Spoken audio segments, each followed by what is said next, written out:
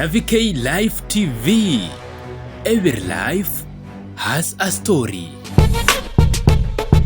Katika kaunti ya Nairobi, mwanaume mmoja kutoka Kitengela alidai kuwa mke wake aliondoka nyumbani akisema anaenda kazini katika EPS, lakini baadaye aligunduliwa kuwa alikuwa amesafirishwa kwenda Saudi Arabia kupitia mawakala wa ajira bila kumjulisha. Mwanaume huyo alisema amebaki kulea watoto wao peke yake. Hata hivyo, ni tukio ambalo limemshangaza sana, na anasema kuwa alikuwa na matumaini na lengo kwamba akirejea nyumbani wakati wa jioni atamkuta mkewe na watoto wake.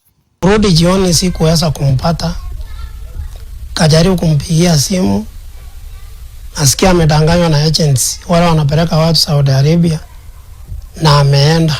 Na sasa anaomba serikali ya taifa la Kenya kuingilia kati ili kumsaidia kupata mke wake ili arudi nyumbani aendelee na majukumu ya kulea watoto wake. Watoto wa asubuhi jioni wananiuliza mama yako wapi?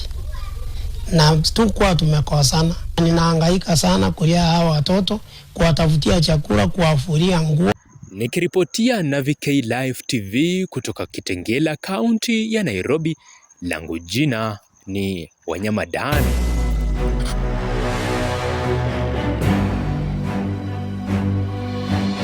NavyK Live TV. Every life has a story.